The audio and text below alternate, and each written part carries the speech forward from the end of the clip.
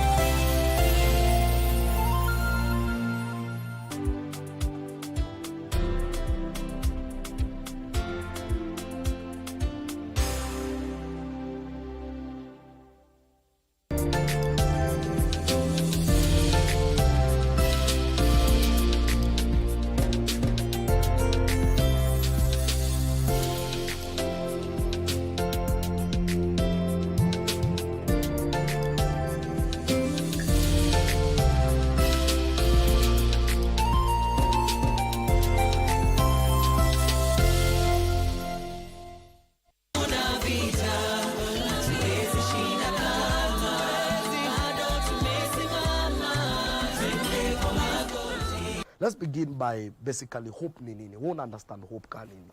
Now hope does not disappoint because the love of God has been poured out in our hearts by the Holy Spirit who gives hope. And that kind of hope is not based on probability, is not based on what we see, it's based on what we believe. Wow. We're not planted the right place. When your season comes, you either bear or you not bear fruits. Wow. So there's a season where you put in work. Got some things to tell you.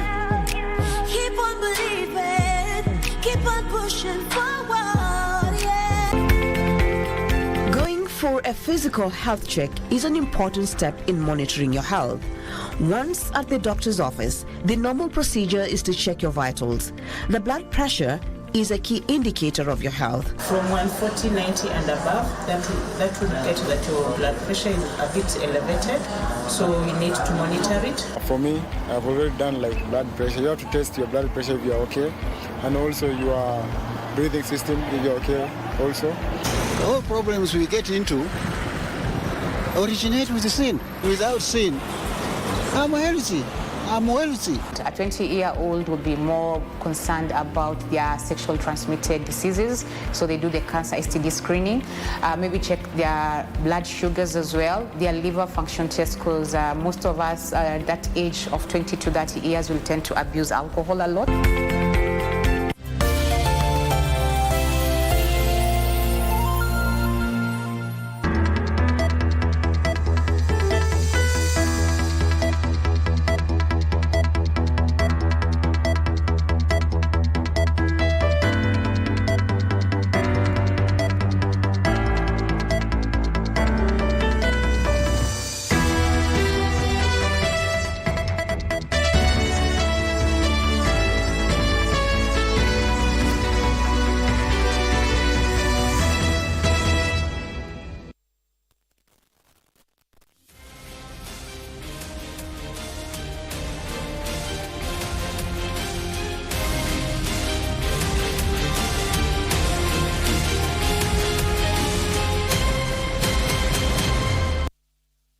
A very good evening to you. Thank you very much for making time to join us here on Easy Friday this evening on KBC Channel 1 on the 10th day of January 2025, a day when the Ministry of Health is working round the clock to try and avert a nurses' strike scheduled for just 9 days from now on 19th of January.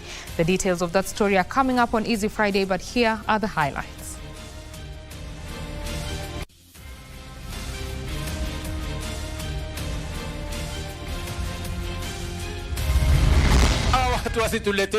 And we will not allow them to destroy our country. We will not allow them to spread rumors and falsehood and propaganda against the progress of our nation. Firing a warning shot, President Ruto tells Kenyans to ignore what he terms as baseless criticism from saboteurs of development. Thank you, but no. Former CS Margaret Nyambura declines her nomination as Kenya's High Commissioner to Ghana. During the KCSE exams, the invigilators would complain to me that they don't imagine that the boy is serious, because after 40 minutes, he had already cleared. First among equals, The story of a KCSE candidate who completed each paper in under 30 minutes but attained an impressive A of 84 points. And wages of sin. 2 matatu drivers found guilty of operating unroadworthy vehicles fined 50,000 shillings each.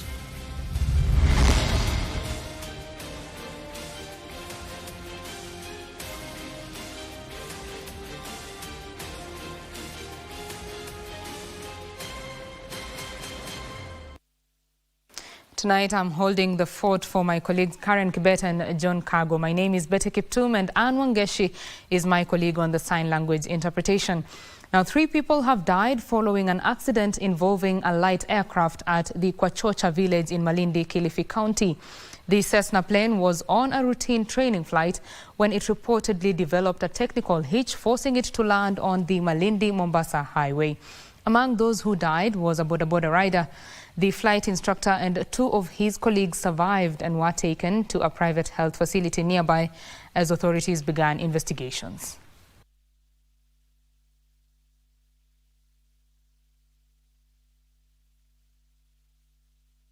Tulikuwa tunapita tukienda Malindi, tukaona ajali, ndege imeanguka na ikawa zile makwapa yakagonga mama, akakatika kichwa, alikuwa na dereva wake.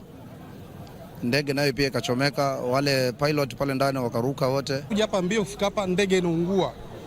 Ndege inaungua kabisa, lakini uzuri pia gari za fire zilikuwa zimeingia, kaanza kumwaga maji. Sasa kimwaga maji moto nao unazidi.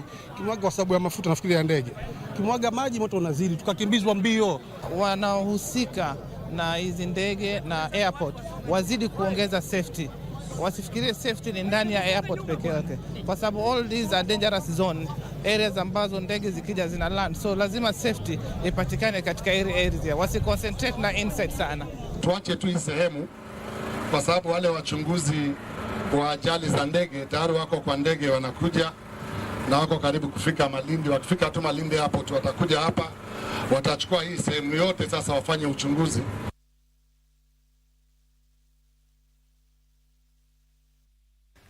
Now, former Information, Communication and Digital Economy Cabinet Secretary Margaret Nyambura has declined the President's nomination as High Commissioner for Ghana. Nyambura failed to appear before the National Assembly Defense and Foreign Relations Committee for vetting process, citing personal and family matters. 2 other former Cabinet Secretaries, however, appeared before the MPs to defend their suitability to perform lesser positions. Former Information, Communication and Digital Economy Cabinet Secretary Margaret Nyambura was scheduled to appear as the first nominee to be vetted for the position of High Commissioner Ghana. However, Nyambura sent a letter to the Nelson Koech-led committee declining President William Ruto's nomination as an envoy. She further says that to save the precious time of the important parliamentary business as per the provisions of the Act aforementioned, kindly take note that this letter serves as a notice not to appear. Thank you for invitation and follow-up. This is the second time an ambassadorial nominee to Ghana has declined the position after West Mugirango MP Vincent Mogaka rejected President Ruto's appointment. National Assembly Defense and Foreign Relations Committee Chairperson Nelson Koech urged the Ministry of Foreign Affairs to conduct due diligence on candidates to avoid embarrassments. We put notice to the Ministry of Foreign Affairs and the head of public service that they should do their due diligence in future when doing this appointment. There are so many Kenyans who are deserving these appointments. The picking of names of individuals who probably might not have been consulted or who have no interest to represent our country is not only an embarrassment to the country, but an embarrassment to the head of state. Immediate former Agriculture Cabinet Secretary Dr. Andrew Karanja, nominated to represent Kenya in Brazil, and former Youth and Sports Cabinet Secretary Babu Namomba attempted to convince the MPs that their nomination to ambassadorial positions was not a demotion, but rather a reassignment. I don't want to second guess His Excellency the President. He has many considerations why he have to make his cabinet. I know it was not about performance. It is about maybe other considerations. But all said, I would like to say that His Excellency the President, you don't question his appointing authority, and so you agree to what he suggests to you, and I'm very thankful that despite my short tenure, he found it even fit to give me another responsibility. So I just wanted to find out his motivation in this particular job, given the fact that this looks more like a demotion, like a climb down. And also in terms of conflict of interest, in the sense that he's been the boss of many of the diplomatic staff. Would I consider being handed an assignment to represent Kenya in that space a demotion? No. I would consider it a reassignment to a different role, a different responsibility. I believe I'm almost tailor-made for this position, given my learning, my intellectual capacity, my experience, my exposure.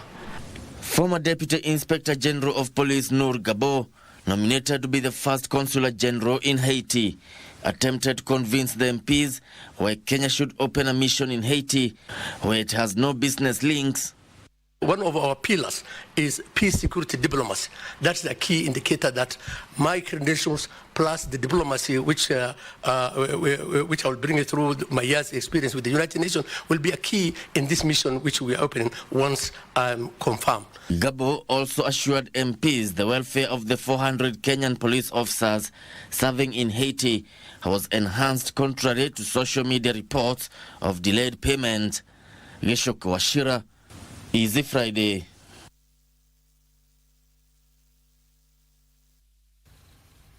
And news reaching our desk from Migori County are that 3 artisanal miners lost their lives this evening, while 4 others were rescued after the walls of a mine pit collapsed at Makalda in Nyatike. I will read that again. 3 artisanal miners lost their lives this evening, while 4 others were rescued after the walls of a mine pit collapsed at Makalda in Nyatike, Migori County. We shall be bringing you the details of that in due course. We move on to other news. Now, President William Ruto says saboteurs will not succeed in hindering the country's progress.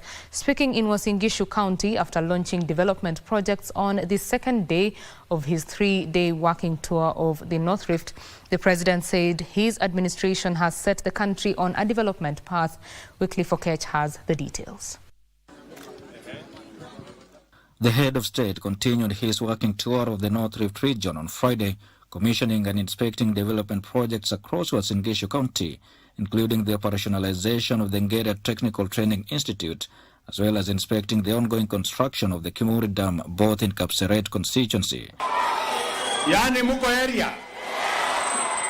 The president also launched the Cheboror village electrification project in Keses that is seeking to connect some 316 households to electricity. Target yetu kwa miaka mitatu ijayo ni kuunganisha wananchi 1,000,000 wengine wapya katika huduma ya stima kila sehemu ya taifa letu la Kenya. The commander-in-chief, accompanied by his deputy Professor Kithure Kindiki, among other leaders, would later address a roadside gathering, using the opportunity to sound a warning to critics that their efforts to sabotage the government were bound to fail.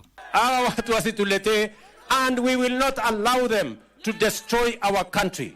We will not allow them to spread rumors and falsehood and propaganda against the progress of our nation. Nimeona wengine wako ng'ambo wanaambia watu msijiandikishe Taifa Care, ati hamna haja na manyumba ya housing, na mwenye anaandika haya kwa mitandao ako ng'ambo anakula minofu. Kwa hivyo wewe rais, tafadhali sikiza sauti ya mwananchi hapa kwa ground. Wale wanapiga kelele katika mitandao, tafadhali ziba masikio yako. Na vile rais amesema tufanye maendeleo, tuachane na fitina na mambo ingine. Ni wangapi wananiambia mimi nikiwa deputy president nisaidie rais katika hiyo kazi? President Ruto noted that his administration had succeeded in stabilizing the economy aside from initiating deliberate reforms in the critical sectors such as healthcare, education and food security. Wale ambao walikuwa na taswishi kama hiyo program yetu ya Taifa Care itafanya kazi, ushuhuda ya ile kazi Taifa Care imefanya imeonekana katika Kenya hii. President Ruto reiterated that the country's progressive growth hinges on its unity, even as he challenged leaders, both elected and non-elected, to support the development cause. Viongozi wale ambao katika vichwa vyenu munafikiri ya kwamba mutatenganisha Kenya, muendeshe siasa ya chuki na migawanyiko, mimi nataka niwaambie, you will fail and you will fail miserably. For Easy Friday from Uasin Gishu County, I am Wycliffe Okech. The Ministry of Health is working at averting the impending nurses' strike scheduled for the 19th of January 2025. Nurses and clinicians have vowed to take to the streets on 19th January 2025 if the government fails to address their grievances, among them the conversion of UHC nurses to permanent and pensionable terms. Friday morning at the Kenya National Nurses Association offices in Nairobi, Solidarity forever. Nurses Union officials threatened that UHC and anesthetic nurses will join their clinical counterparts to down their tools on 19th January 2025 if the government fails to address their grievances. Earlier, the health workers had vowed to take to the streets on 13th January 2025. We have been on this contract for more than 5 years. We did our first 3 years, we were not paid gratuity, we were added 1 year and we were supposed to be converted. That did not happen. And now we are doing another contract of 2 more years to make 6 years. Most counties have failed to implement the national return to work formula as it was signed. This failure has perpetuated inequities in pay, benefits, and working condition for the nurses working in counties. On 19th, nurse anesthetists across the country will be going on strike. And on that same 19th, all UHC staff across the country will be on strike and they will all assemble in Nairobi and we will be at Afia House. The association's president, Collins Otieno, and his counterpart, Kenya National Union of Nurses and Midwives Secretary General Seth Panyako, also cited a shortage of nurses which has led to overburdening of health workers. We are recommending that there should be urgent recruitment of additional 50,000 nurses to strengthen the healthcare delivery system in Kenya. 2, we recommend the development of a national workforce planning framework to address future shortages. But in a bid to avert the strike, the Ministry of Health has pledged to convene a meeting today with the union officials. We are engaging the various groups. Right now we'll also be sitting today with the clinical officers and again the team, that is the State Department of Public Health and Professional Standard, is routinely engaging to ensure that we will avert the strike by all means. This comes as nurses in Uasin Gishu County called off their industrial action on Thursday after signing a return to work agreement with the county government. Kasi Chanamasha, Easy Friday. To education matters now. Top performers in the 2024 Kenya Certificate of Secondary Education, together with their parents and teachers, continue to celebrate their stellar performance. In Migori County, St. Joseph's School Rapogi is celebrating an outstanding performance by Praise Mutugi Olwoch, a student who shocked invigilators by completing his exams in just 40 minutes. This in our collection of KCSE Performance Roundup. When Praise Mutugi Olwoch walked into the room for his final examination last year, he had a mission in mind: get it done in the shortest time possible. In 2021, when I started my KCPE examination, I wasn't really happy with the outcome. I was expecting 430, but when I checked, I only managed to get 390. But I promised that this 390, I'm going to translate it to an A of 84 points. Principal Erastus Nyabwa says the boy's pace in the exam room alarmed his invigilators. The young man is in his own class. During the KCSE exams, the invigilators would complain to me that they don't imagine that the boy is serious, because after 40 minutes he had already cleared. So the rest of the time he was just relaxing. St. Joseph's Rapogi is all praise for praise who's looking to study medicine. The 2024 KCSE had numerous surprises, some of which will be remembered for years, like the twins in Kakamega who both scooped at Cool A. The exam was somehow tough, I cannot deny the fact, but you need that zeal. We had that zeal, and actually we did the exam with all the passion that we had. I would like to pursue also a course in medicine like my brother, because that's what we have admired since childhood. We have always admired to become doctors. For Steve Austin Odero and his brothers Sam Stanley Odero and Dickens Ogutu Onyango, the 2024 national examinations were a culmination of perseverance and self-belief. Boys and girls have made us proud. This is the foundation. Now what has made them to be what they are today is because of hard work. When there were students here, they were working very, very hard. Two, they were really disciplined, and the teachers I have, dedicated teachers. As the boys marveled at their glory, the mood at the Kenya High School couldn't get any brighter. They too were celebrating a job well done. Able to register an improvement, and we are able now, we are going to take very, very many girls to the university because they did very well. We are thanking God because 70 of our girls scored an A plane, and that is quite commendable. It was more celebrations at St. Anne's Leoki Girls in Kiambu. The class of last year did quite well. We are happy with them. One of our girls got an A of 84 points, and we have not got an A of 84 points in the recent past, so we are very happy. But our celebrations continue. Students at St. Peter's Abuao Secondary School in Migori will have to wait 30 days to know the outcome of an investigation into their stellar performance. The school outperformed some of the so-called academic giants, posting an impressive mean grade of 9.746, a first for the school. Jacqueline Masharia for Easy Friday. A big congratulations to all the candidates who sat the KCSE examination. On that note, we take our first break here on Easy Friday. When we come back, more news. Do stay with us.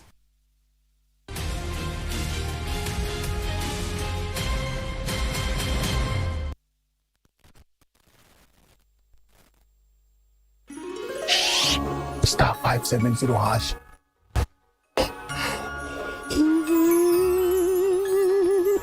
Option 1 kuna PS5 na ni full package na inakuja na JBL Party Box.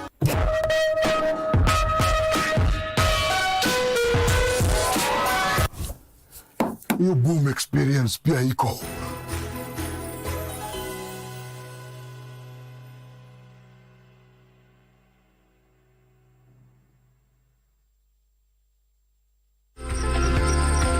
Wiki hii kwenye Mkulima tutajifunza jinsi ya kutengeneza yogurt, kisha tutengeneze sausages za uyoga. Hii sausage iko na weight loss properties such that it is cholesterol free, haina mafuta mingi, and mushroom iko na hizo weight loss benefits because of the fiber. Sikose kujumuika nami siku ya Jumamosi saa 10:30 nikupashe uhondo kamili.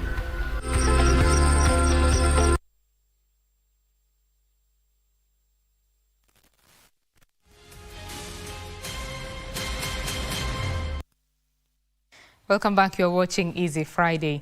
Orange Democratic Movement Party wants the judiciary to prioritize resolving the case halting the recruitment of the Independent Electoral and Boundaries Commission selection panel.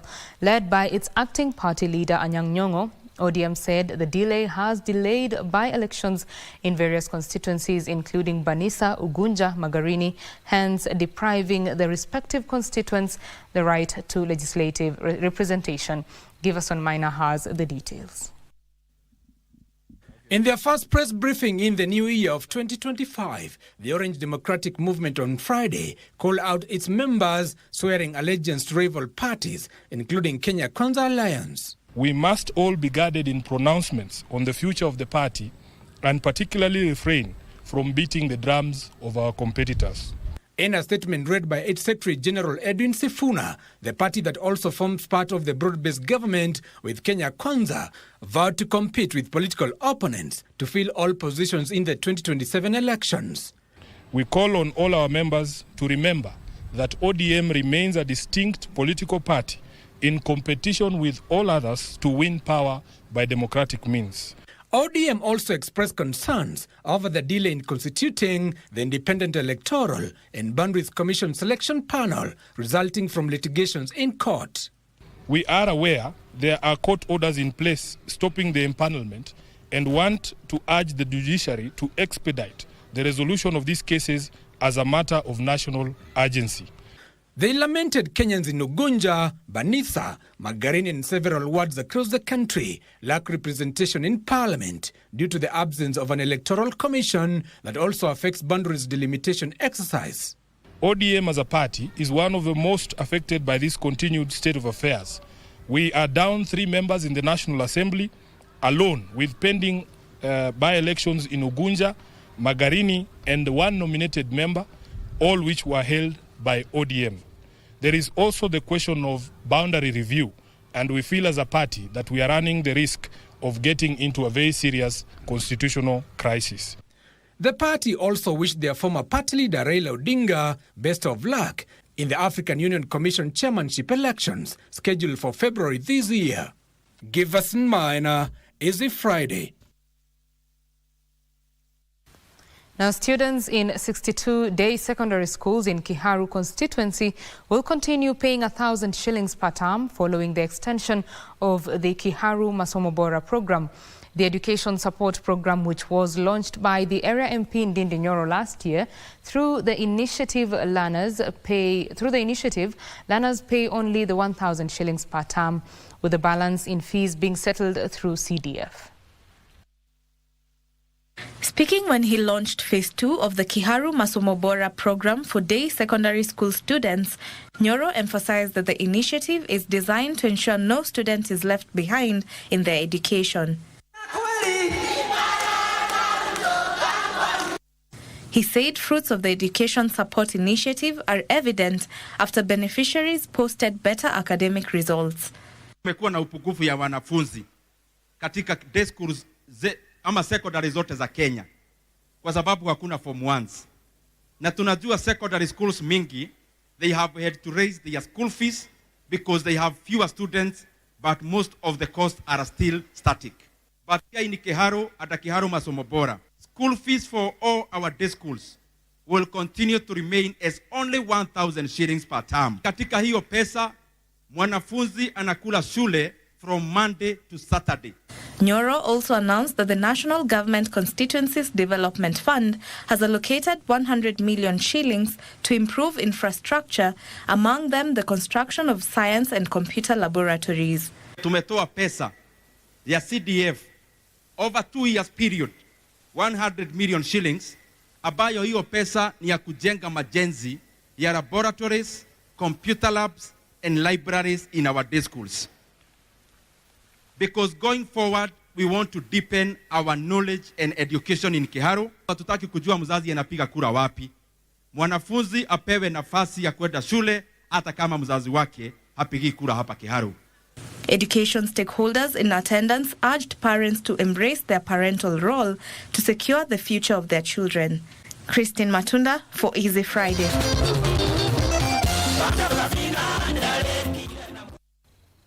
To the corridors of justice now, former Nairobi Governor Mike Sonko has been put on his defense in a 20 million shillings corruption case involving a revenue tender at City Hall.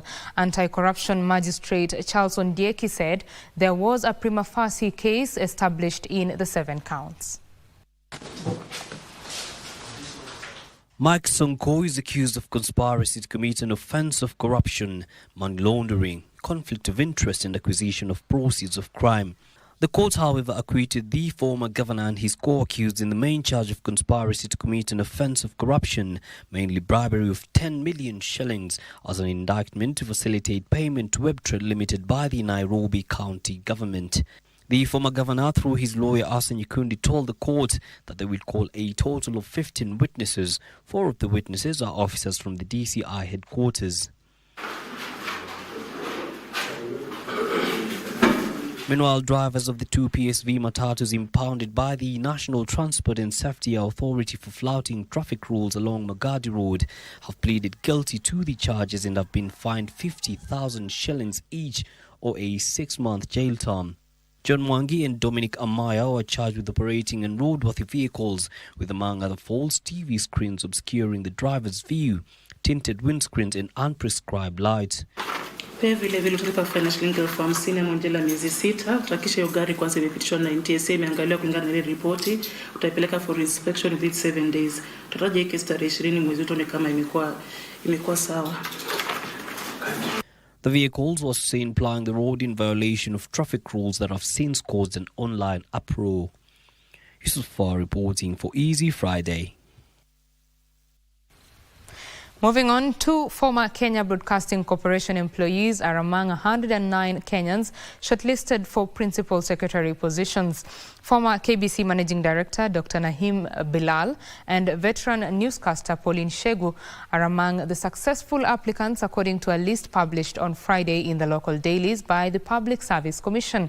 Other notable members include former Kenya medical practitioners, pharmacists and dentists Union Secretary General Omar Oluga and former Nairobi Governor Anne Kananu. Out of the 2,517 Kenyans who applied for the positions of principal secretaries, the Public Service Commission shortlisted 109 out of the number. Kenya Broadcasting Corporation has 2 of its former employees among the shortlisted candidates. They include former Managing Director Dr. Naim Bilal and veteran newscaster Pauline Shegu. Other notable names include former Kenya medical practitioners, pharmacists and dentists Union Secretary General Ouma Oluga, former Nairobi Governor Anne Kananu, and ex-Chief Administrative Secretary David Osiany. Others include former nominated MP Wilson Sosion and the current Medical Services Director General Dr. Patrick Amoth. The shortlisted candidates will undergo interviews at the Public Service Commission, after which successful applicants will be forwarded to President William Ruto for formal appointment. The Public Service Commission has invited members of the public to provide any credible information regarding the shortlisted individuals through sworn affidavits. Submissions can be made to the Secretary or CEO Public Service Commission or via email at principalsecretary2024@publicservice.go.ke by January 24, 2025. Tilio Marco for Easy Friday. And to counties now, residents of Laikipia County have been urged to embrace modern farming to mitigate the perennial drought and conflicts in the region. Elsewhere, Kirinyaga County government has trained officials of the recently launched ward-based multi-value chain SACCOs to enhance their capacity to run the cooperatives effectively. These and other stories in our county's roundup. Laikipia Governor Joshua Irungu, while speaking in Olmoran area during a local leaders meeting, underscored the need for residents and pastoralists to embrace diversification of income sources as opposed to sole dependence on livestock keeping. Let us turn this region. Hii bugani hii munaona huku hii yote, ningetaka tuone ya kwamba tuko na kahawa, maroli ikikuja hapa, miguu 10 ikikuja hapa kwa sababu ya kahawa, kwa sababu ya avocado, kwa sababu ya macadamia na tena ingine kidogo kwa sababu ya mahindi. Elsewhere, Kirinyaga County government has trained officials of the ward-based multi-value chain SACCOs in order to enhance their capacity to run the cooperatives effectively and ensure that members' resources were safeguarded through prudent management of the SACCOs. Farmers have continued to benefit from these cooperatives, from these SACCOs, by borrowing, particularly during the low season.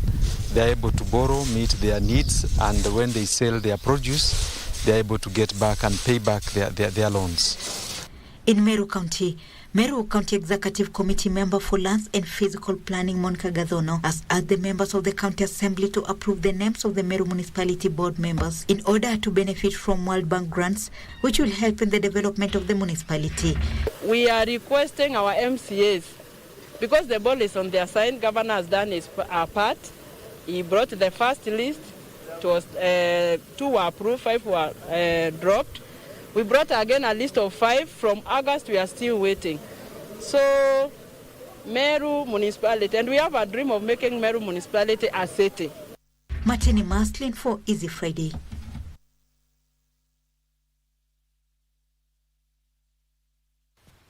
On that note, we want to take a quick break here on Easy Friday. When we come back, we shall be giving you an update on the news making headlines in the world of business. Do stay with us.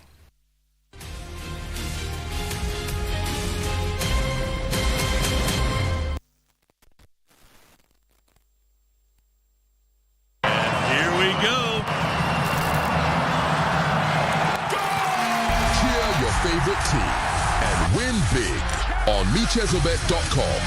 Casino, Aviator, and other crash games also available at MeChezobet. Sign up today. This message has been approved by BCLB license number 664. Gambling can be addictive. Play responsibly. Terms and conditions apply.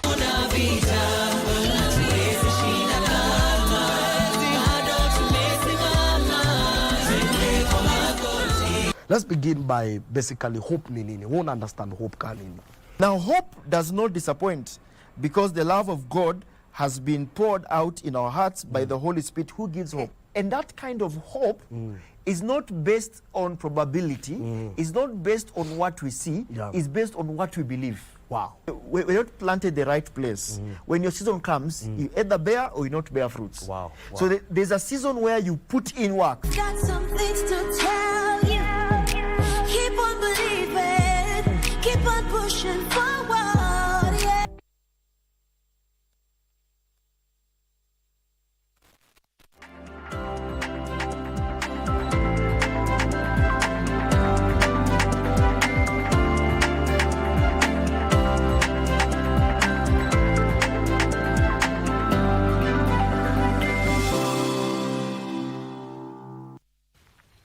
Welcome back. Time now to get an update on the business news. Now, coffee cooperatives are calling for amendments to the direct settlement system to allow the societies recoup levies charged to farmers. National Coffee Cooperatives Union Chair Francis Ngone says cooperatives have been incurring costs due to non-payment of services as a number of their farmers receive money directly after sales. The government rolled out the direct settlement system in August 2023, eliminating middlemen from the coffee value chain by requiring buyers to pay farmers directly. However, coffee cooperatives now say direct payments has seen most farmers defaulting on servicing their loans. Certain societies who have jointly owned loans between the farmers and the societies, these have to be worked on also. Otherwise, you can't just go leave the society. And whose societies these are we talking about? This is member society. In addition, National Coffee Cooperative Union Chairperson Francis Ngone says the coffee cooperatives are grappling with limited working capital as they miss out on service charge that is usually deducted from farmers' coffee sales. Directives need some considerations. It means societies who undertake any more infraction developing as the 20% who only cater for the operation. Coffee cooperatives are calling for a review of the direct settlement system to incorporate cooperatives into their payment system to facilitate deduction of service charge and farmers' loans. But it is not too late to do proper consultation because participation was already done, and then we do something that is going to be acceptable to the government and the farmers, the stakeholders. 400,000 coffee farmers were onboarded to the direct settlement system during the pilot phase, with another 1 million farmers expected to be onboarded once the system is fully operationalized. Benson Rioba reporting for Easy Friday. And about 1,000 youth in Kisii County are set to be offered technical and vocational skills training to empower them start businesses in various sectors.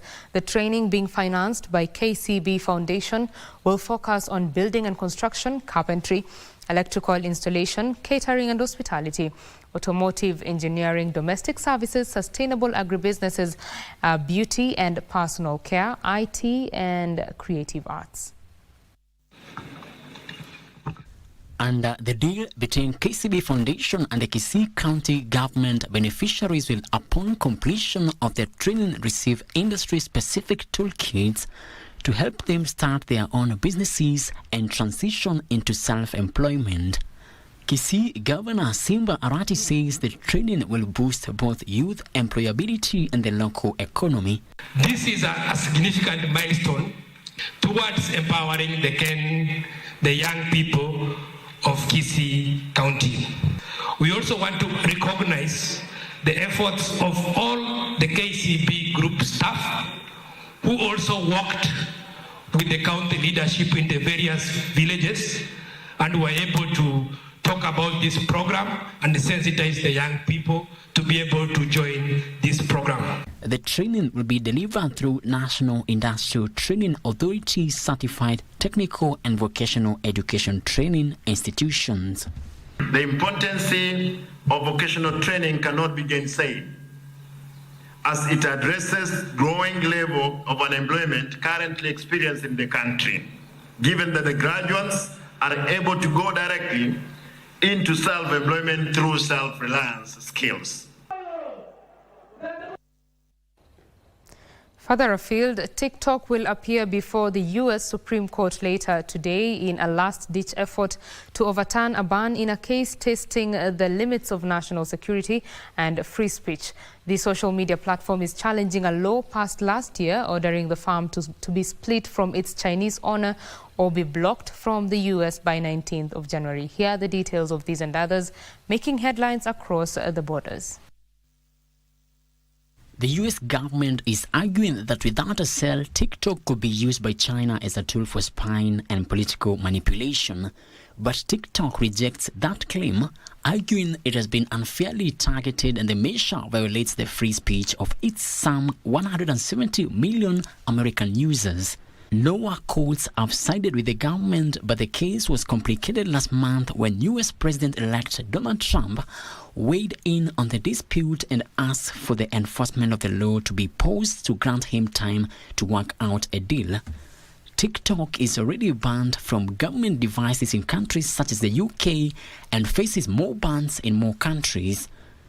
Meanwhile, global economic growth is projected to remain at 2.8% in 2025, unchanged from last year according to a latest report released by the United Nations. Despite falling inflation, improving labor market conditions and monetary easing, global growth is predicted to remain below the pace seen before the pandemic. Africa is forecast to grow 3.7% in 2025, up from a projected expansion rate of 3.4% in 2024. This is thanks to recoveries in major economies including Egypt, Nigeria, and South Africa. Finally, Ghana's new government could seek extra funding from the International Monetary Fund to cushion the economy. The West African gold and cocoa producer defaulted on most of its external debt in 2022, leading to a painful restructuring which is at its tail end. Ghana's President John Mahama has pledged to conclude the process by striking a deal with its non-Eurobond commercial creditors. The new government has also pledged to overhaul the management of the crucial cocoa sector, which has been facing challenges in recent years. And back home, trading activity at the Nairobi Securities Exchange rebounded this week with 160 million shares valued at 2.7 billion shillings exchanging hands, compared to 47.7 million shares worth 548 million sold the previous week. Kenya Airways shares, which resumed trading this week after 5 years of trading suspension, led the rally with the price of airlines share increasing 49.87%, as Munjanga narrates. Kenya Airways shares resumed trading on the Nairobi Securities Exchange on Monday after being suspended in August 2020 to pave way for nationalization of the airline, whose plans were called off. The resumption has been warmly received by investors, with Kenya Airways shares surging an impressive 49.87% this week. The airline's stock led the top gainers, with Kenya Power, Scan Group and HF Group registering price gains of more than a fifth. On the other hand, East African Portland Cement, that has hit the headlines in recent weeks over the CEO position, led the stocks that registered price declines. The The cement maker lost 10.42% during the week. Crown Paint, Express and Nation Media Group are the other firms that had price declines. During the week, all-share index gained 2.60% to 129.64, while the NSC bond index down by 1.56% to settle at 1107.13.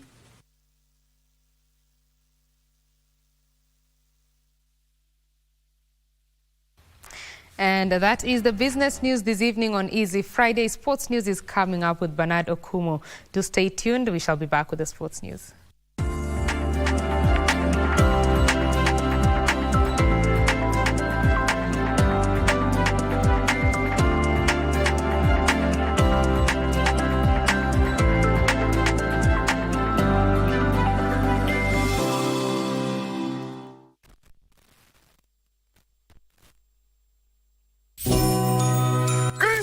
Isa hii ishafika na ni kubwa kubwa. Kweli hii Kristi ni bomba na Blue Santa kupitia star 570 hash option 1. Rudia star 570 hash option 1.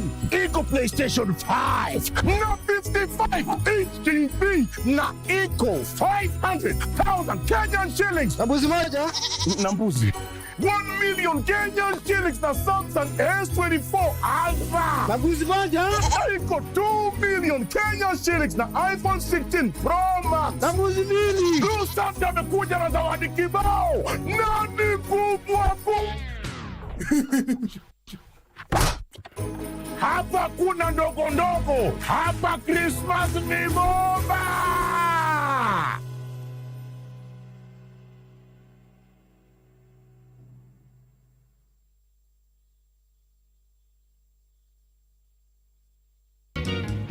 We have good news for you.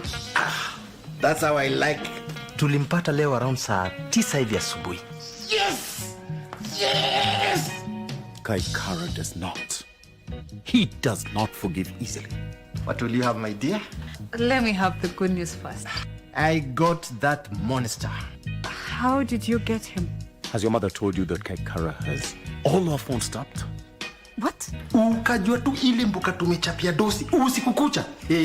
Hakuna kujamaza jama hapo. I don't know whether it's me who's being paranoid, but something does not sound right with this whole situation.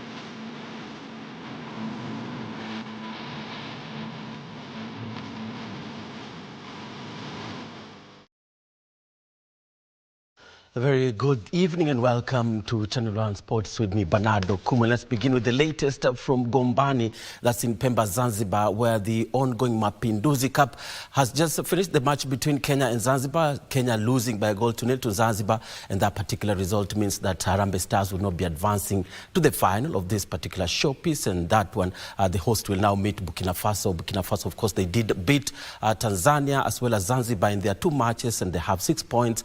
Now they'll meet Zanzibar, who also have 6 points from 2 wins and 1 loss. Harambee Stars, as well as Zanzibar and Tanzania, were using these particular matches to prepare for the Africa Nations Championship, which will be beginning on 1st of next month through to the 28th. The draw for CHAN 2024, of course, delayed, will be happening next Wednesday here in Nairobi. We'll keep you posted on the Harambee Stars performance as well as preparations for the Africa Nations Championship. Let's now turn over to athletics, where former half-marathon world record holder Kibiwot Kandie and Diana Chepkorir, both from Embakasi, are the winners of the 44th edition of the Kenya Defence Forces Cross Country Championship held today at the Ulinzi Sports Complex here in Nairobi.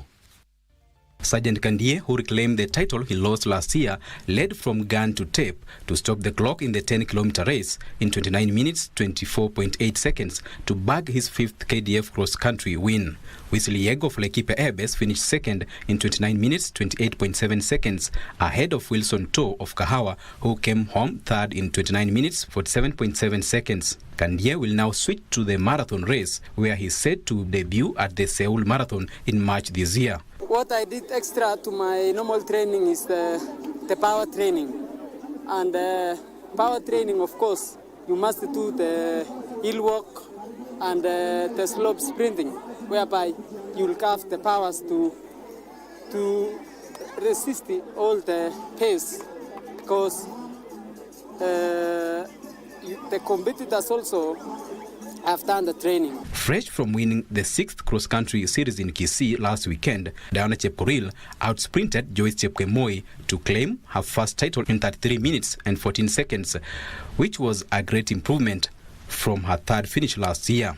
Chepkemoi of Laikipia Airbase finished second in 33 minutes 16.4 seconds to relegate former London and New York City Marathon champion Joycelyn Chepkosgei to third position in 33 minutes 27.2 seconds.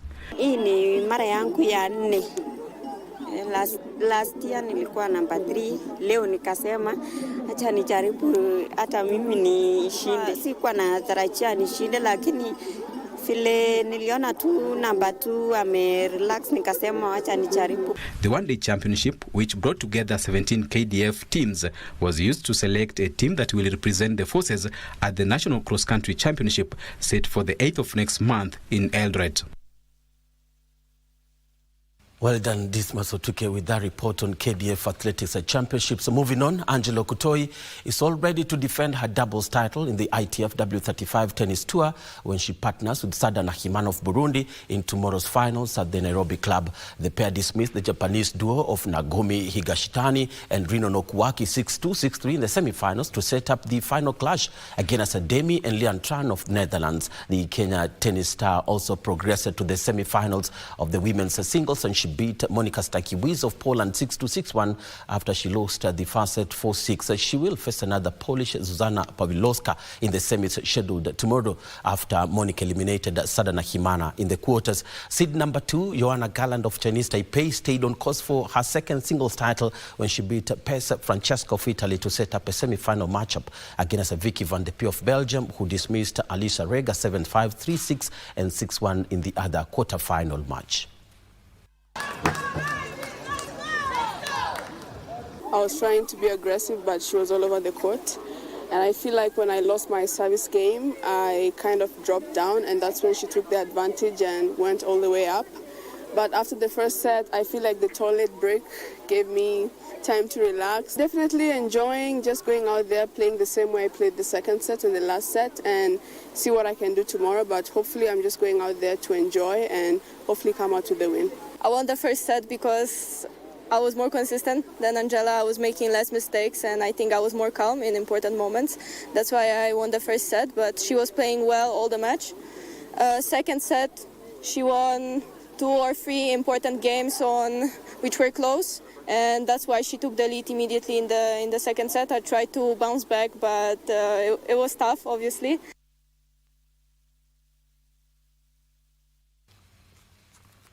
The Kenya men and women's basketball provisional squads for next month's FIBA AfroBasket qualifiers have been named, with both teams scheduled to embark on training next week at the Nyao Gymnasium.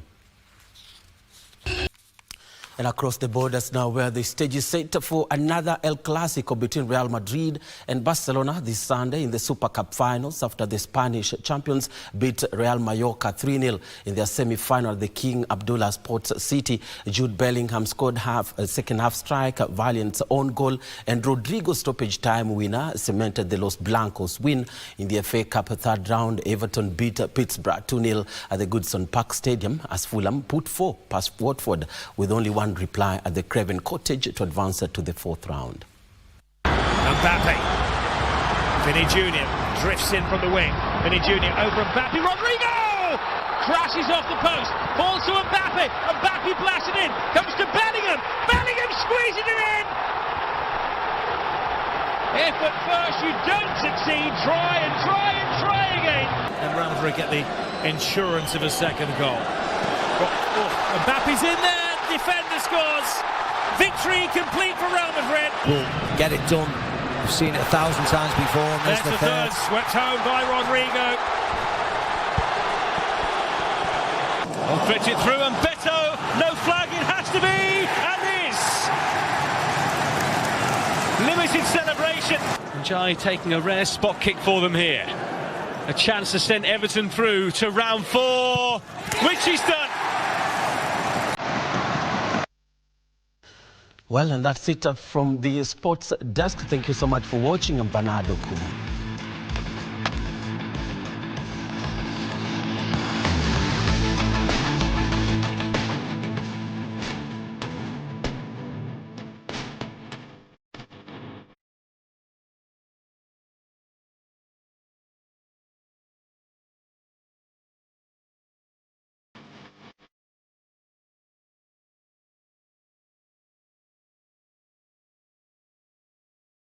And on that sporty note, we put a cap on Easy Friday this evening. Thank you very much for watching. Remember, you can always interact with us on Twitter. We are at KBC Channel 1. My personal Twitter handle is at Betty Kiptum. From the team that made this possible, we wish you a lovely weekend.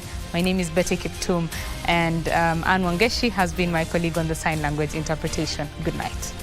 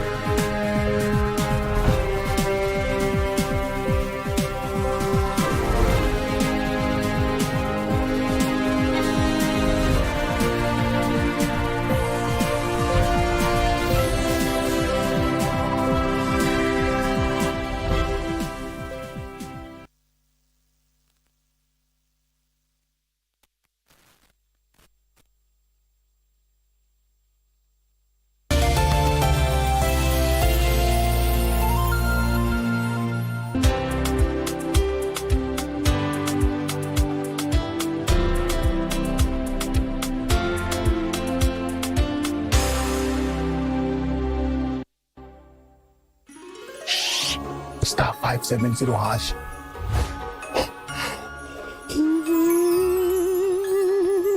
Option 1 kuna PS5 na ni full package na inakuja na JBL Party Box.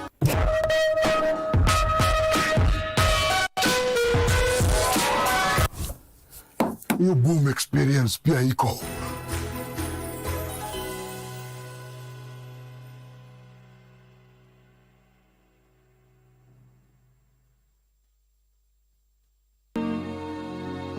Nasumbua mimi nakonjeka, saa ngine nakonjeka, kutaka kwenda hospitali pesa hakuna, nataka kufanya nini, kila kitu hakuna, naambia Mungu okoa mimi.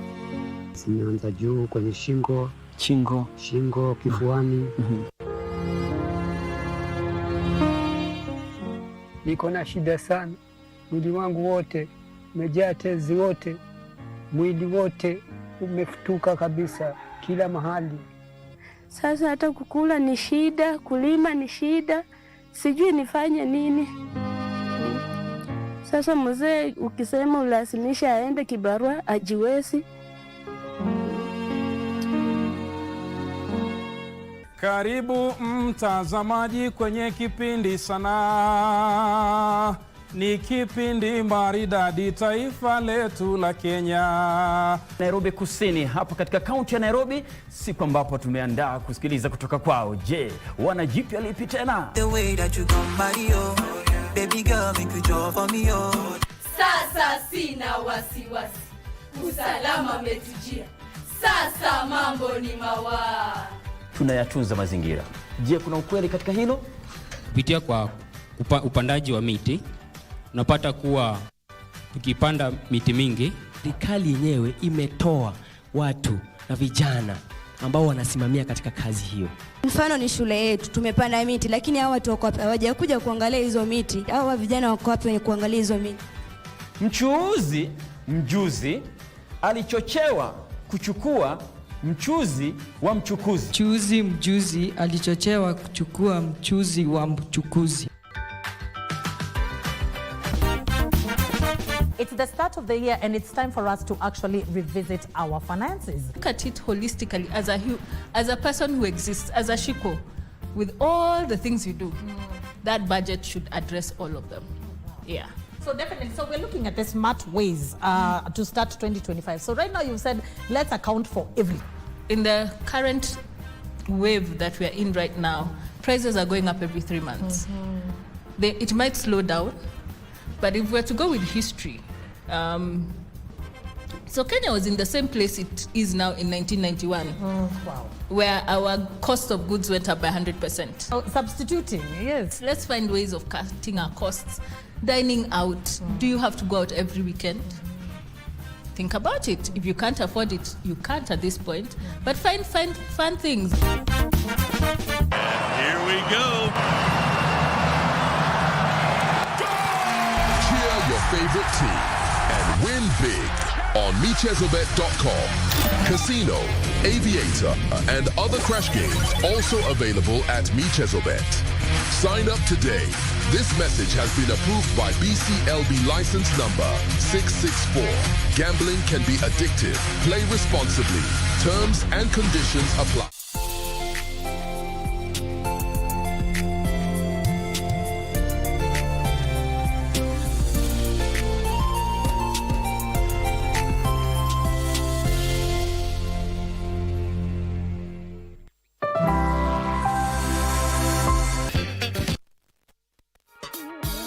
Your soundtrack, my command. The music maestro is here to make your night. It's gotta be DJ Cold Jazz. Hottest in the game.